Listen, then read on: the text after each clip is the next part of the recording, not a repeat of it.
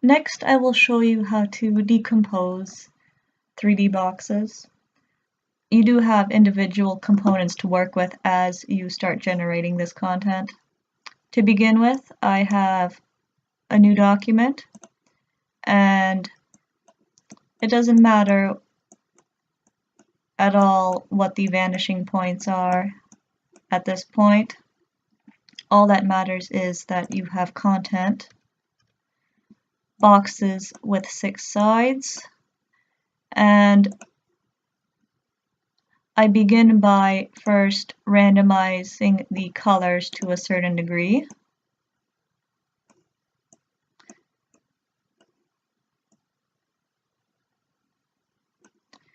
Now, if you say, for example, you are happy with your color scheme and you're ready to move on to the next step, at this point,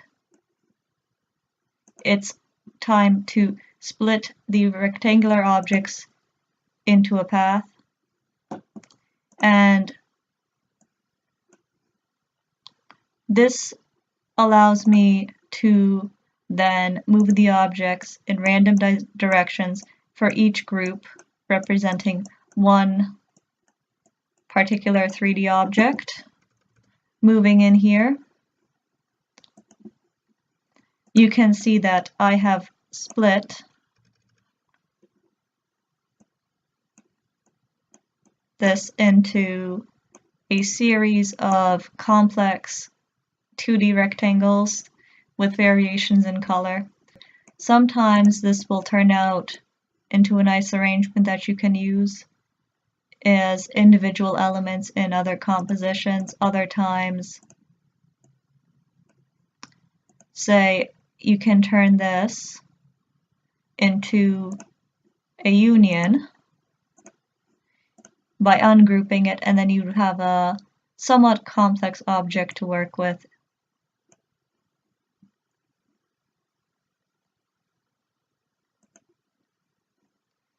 Now, you can use all the randomization options here, as well as blurring it to increase and decrease the areas you want to focus on.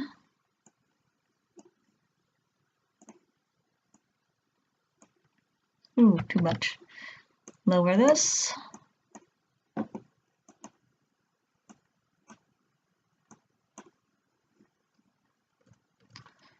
Just so that you can draw the eye to specific areas.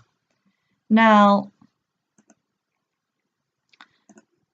you have the option to move objects in this way using the randomization tool, but say, for example, you want to use the align and distribution options. You can select all your objects, watch the bounding boxes here, and adjust it to say if you wanted to align it towards the bottom. You can create a stack of your objects,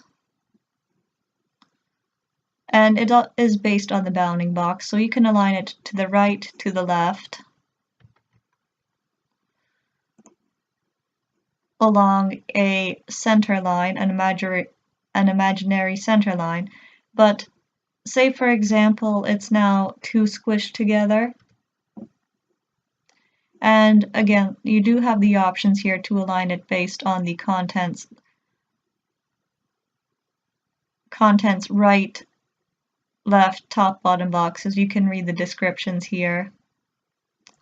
Some of them do have anchors, some of them don't. These tend to behave similar. I'm going to squish these together. And say this is not at all how I wanted, it's too close together. In this case, I want to spread these as far apart as I can. I would ungroup all these items and start using the distribution option here. Now, as soon as I start moving this, to create equal distance between the gaps. This is where you'll start to see most of the difference, and then I can start to pick it apart. It uses similar calculations based on the bounding boxes here, but this is different than to say the arrange tool, which I showed you earlier, which formed a cell-like pattern, a grid.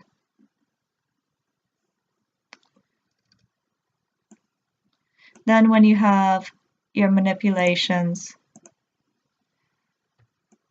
you can bring items back into focus. Maybe create a column, create a flat arrangement, which it's just stacked at the bottom. As you work with this, you'll get a sense of where these items will go as you start using alignment, and as well as the randomization tool to get the desired effect you want.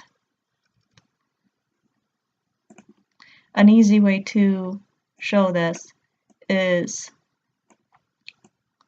if you have items and you just want to simplify this all, you want it to be flushed down to the bottom and equal distance apart, this is a good tool for that as well.